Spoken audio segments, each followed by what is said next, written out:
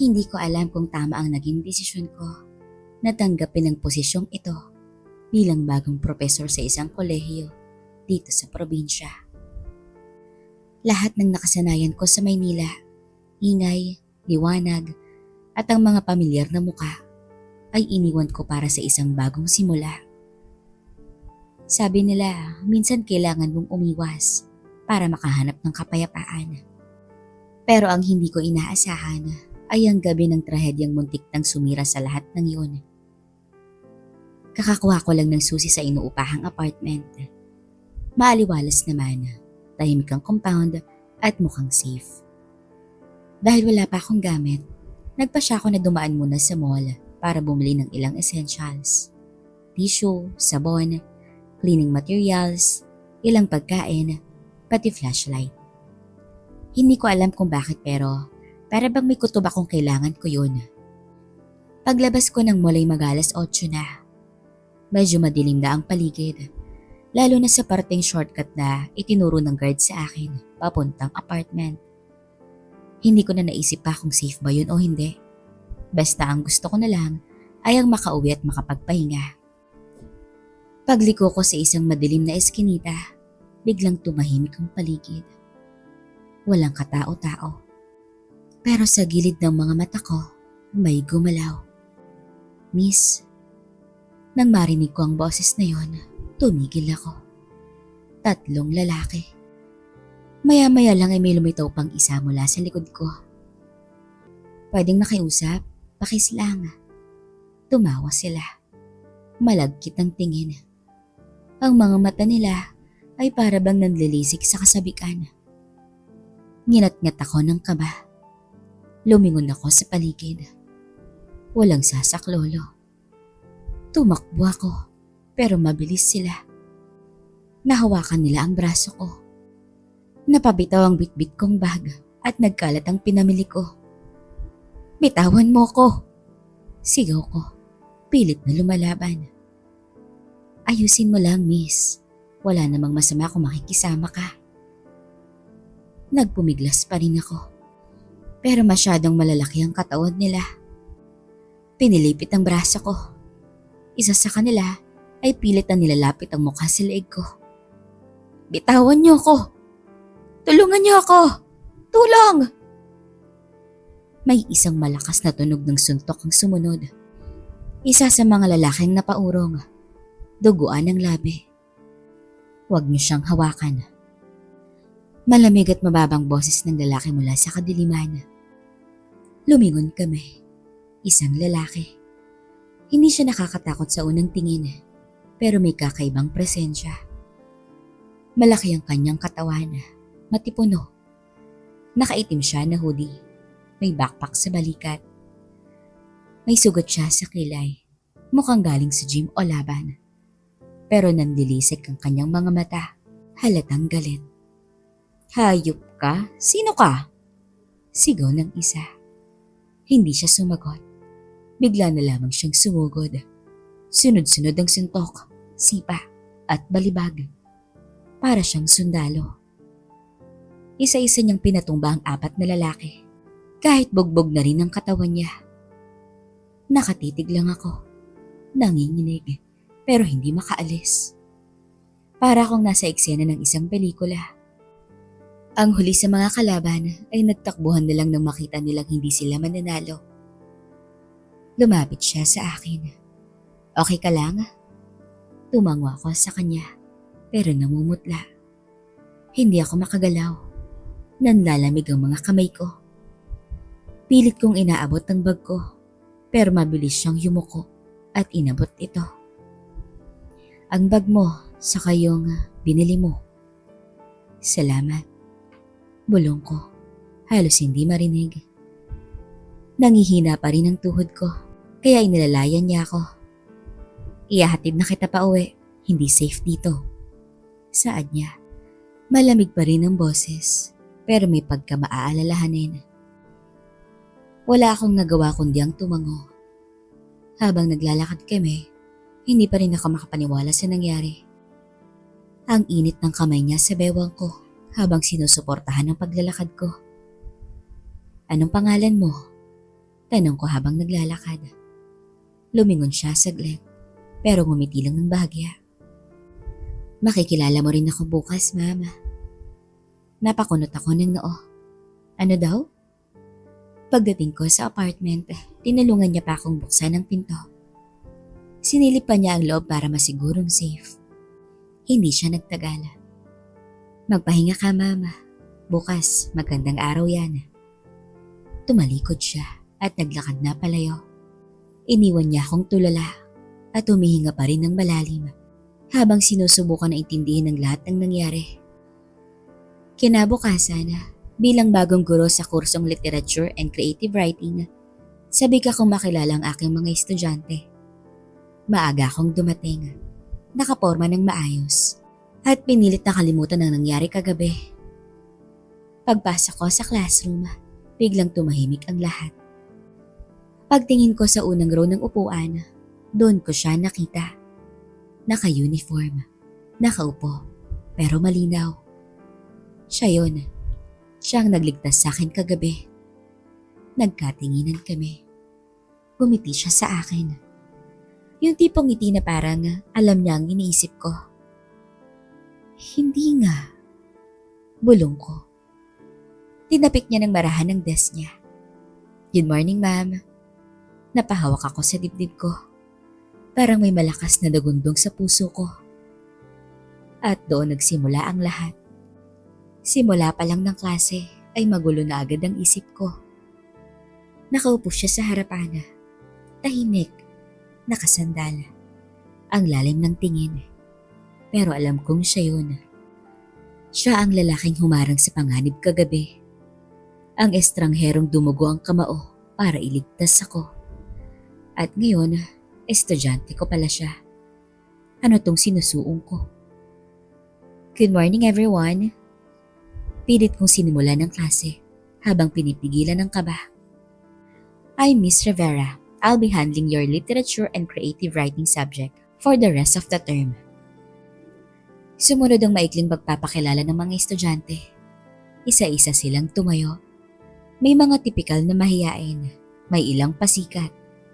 Pero nung tumayo siya, Gabriel Escano po, second year, transfer din from Laguna. Mahilig sa boxing at pagbabasa. Lumikha ng konting kilig sa mga babae sa likod. May narinig pa akong isang pabulong.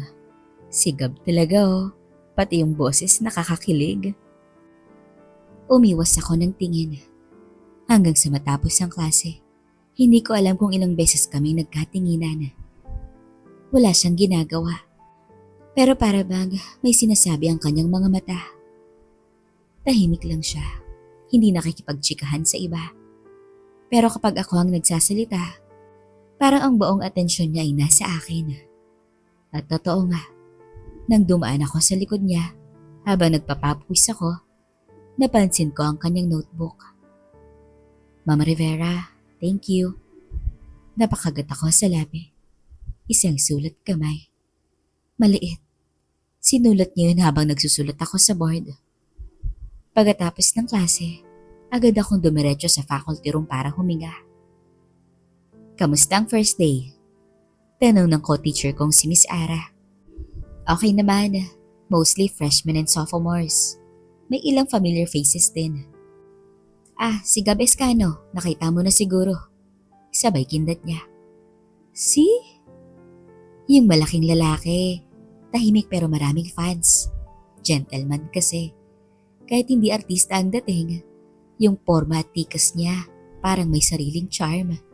Lahat ng girls, pati ibang prof, bet na bet siya. Kaya ingat ka. Ingat. Napakunot ako ng noo, pero ngumiti na lang ako. Hindi ko pwedeng sabihin na siya ang lalaking sumalba sa akin kagabi. Mas lalo na hindi ko pwedeng sabihin sa iba ang tibok ng puso ko tuwing napapatingin siya sa akin. Ilang linggo ang lumipas. Paulit-ulit kong pinilit iwasan ang koneksyon namin. Bilang guro, dapat profesional. Bilang babae, dapat maingat. Pero siya, palaging nandyan. Sa tuwing may group activity, lagi siyang nauupo malapit sa desk ko. Sa tuwing may tanong, Siya ang unang nagtataas ng kamay. Hindi siya madaldal, pero ramdam mong interesado siya. Ramdam mo na may alam siyang hindi niya sinasabi. Minsan naiwan siya sa classroom habang pinapatay ko ng projector. Ma'am, bulong niya. Bakit hindi mo sinasabi sa iba kung anong nangyari sa gabi na yon? Napahinto ako. Wala namang dapat pag-usapan, Gabriel. Sagot ko. Matigas ang boses, pero kumakabog ang dibdib. Pero yun ang unang beses na nakita kita at hindi ko makalimutan. Lumapit siya ng kaunti. Masyadong malapit. Ramdam ko ang init ng katawan niya. Malapit ang mukha niya sa tenga ko. Ma'am, hindi ko to iniisip bilang estudyante. Iniisip kita bilang ikaw. Napalunok ako. Lumayo ka, Gabriel. Ngunit hindi siya gumalaw. Hindi ko gagawin ang isang bagay na ayaw mo, Mama. Pero hindi ako magpapanggap na wala akong nararamdaman. Sa loob ng campus, habang pinipilit kong iwasan siya, may isa pang problema na unti-unting lumalapit. Si Ria, isa sa mga pinakamaganda at sikat sa klase. Former varsity, confident at masyadong mapuna. Lagi niyang tinitignan ako tuwing lumalapit si Gab. Isang beses, habang papasok ako sa classroom, narinig ko siyang bumulong. Si Ma'am Rivera, hindi naman siya super ganda, pero laging tinititigan ni Gab. May something ata. Dumiretso ako sa loob. Nagkunwari ako na walang narinig. Pero mas tumindi ang pressure. Lahat ng galaw ko ay parang may matang nakabantay.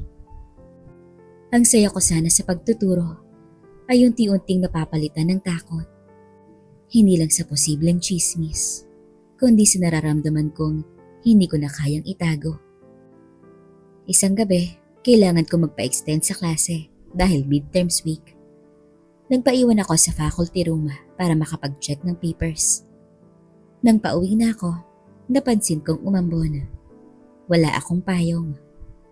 Pagbaba ko sa building, may naghihintay sa labas. Si Gabriel, may hawak na payong. Hinintay kita, Ma'am. Alam kong wala kang dalang payong kanina. Napatitig ako sa kanya. Ang suot niya ay simpleng jacket, pero ang katawan niyang matipuno ay kitang-kita kahit nababasa ang laylayan.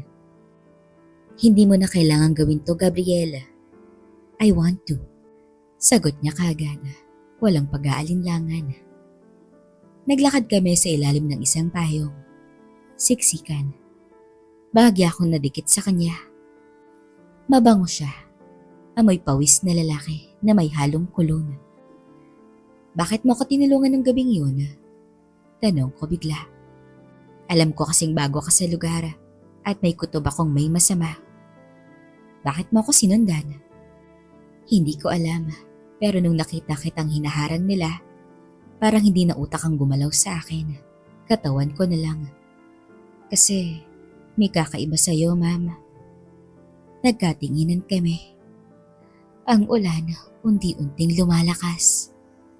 Tinitigan niya ako sa ilalim ng liwanag ng street lamp. Tila ba wala nang ibang tao sa paligid? Kung hindi lang kita estudyante, bulong ko. Halos hindi ko na kayang pigilan. Ano, Mama? Baka matagal na akong bumigay. Ang ulan ay parang musika habang naglalakad kami ni Gabriel sa ilalim ng payong. Siksikan kami. Dikit ang braso niya sa akin. At habang humahakbang kami pauwi sa apartment ko, parang lumalalim ang bawat segundong lumilipas. Ang mga tingin naming dalawa ay nagiging tanong at ang mga katahimikan ay sumisigaw ng pagnanasa.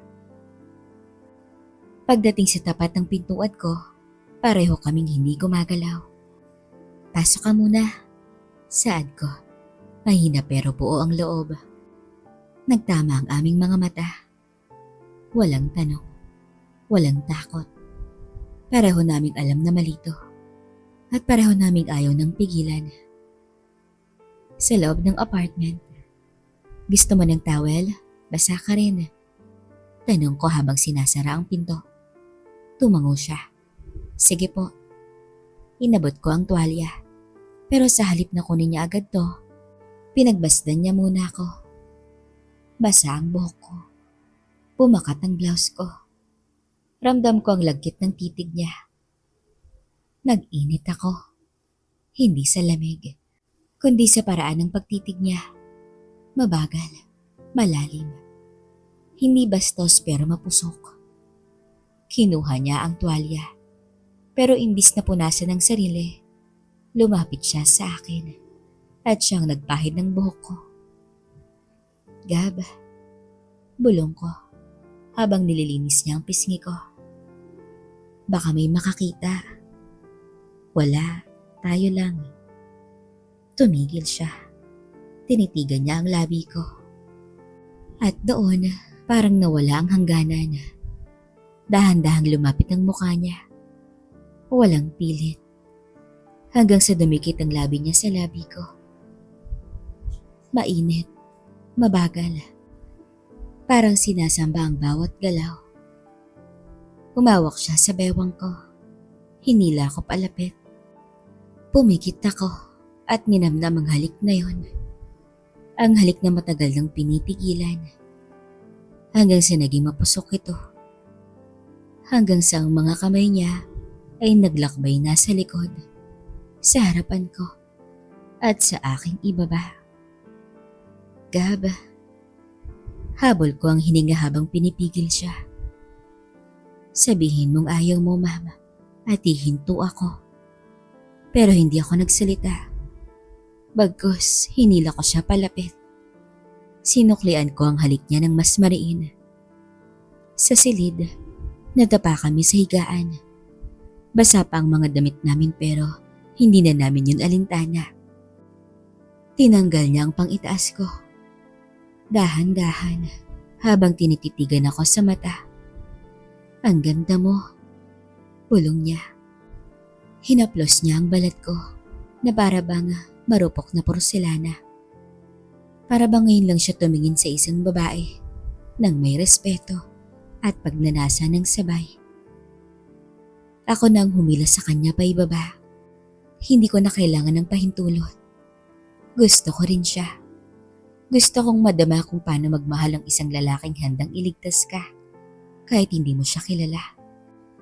Gabriel explored me with reverence. Doon na uminit ang mga tagpo. Hindi ko na kayang ilarawan kung gaano kainit ang gabing yon. Ang bawat tili, ang bawat galaw, ay baon sa memorya ko. At sa unang pagkakataon, naramdaman kong buo ulit ako. Kinabukasan, nagising ako sa unang sinag ng araw. Nakahiga ako sa dibdib niya. Mabigat ang hininga niya habang natutulog. Mahigpit ang yakap niya. Gab, bulong ko. Dumilat siya at ngumiti. Good morning, ma'am. Natawa ko, pero agad kong naalala kung gaano kahirap ang susunod. Gab, hindi to pwedeng maulit. Tumayo ako at nagsimulang mag-ayos. Pero lumapit siya mula sa likod at yumakap. Mama, kahit ilang beses mong sabihin malito, hindi ko kayang pagsinungalingan ang nararamdaman ko. Pagdating ko sa campus, may kumalat agad na bulong-bulungan. Si Alisa bumalik! Sigaw ng isang estudyante. Napakunot ako ng noo. Sino? Sumagot ng isa. Yung ex ni Gab. Yung niloko siya dati. Pero nagkaaminan daw ulit kagabi. Tapos bigla raw siyang nagpakita rito. Paglingon ko sa labas ng faculty, doon ko siya nakita. Maganda, maputi, mahaba ang buhok. Nakadress na akala mo artista. May hawak siyang milk tea. At masakit sa dibdib kasi yakap niya si Gabriel sa hallway. Kinagabihan, hindi ako mapakali buong gabi hanggang sa makatanggap ako ng message mula kay Gab sa messenger. Ma'am, huwag kang maniwala sa nakita mo kanina. Wala kami ni Alisa. Wala na talaga. Hindi ko siya pinansin kahit yumakap siya. Ang gusto ko, ikaw lang. Hindi ako sumagot. Pinatay ko ang cellphone. Humiga ako sa kama. Suot pa rin ang blouse na dati niyang tinanggal sa akin. At kahit gustuhin kong itago ang ngiti, hindi ko magawa.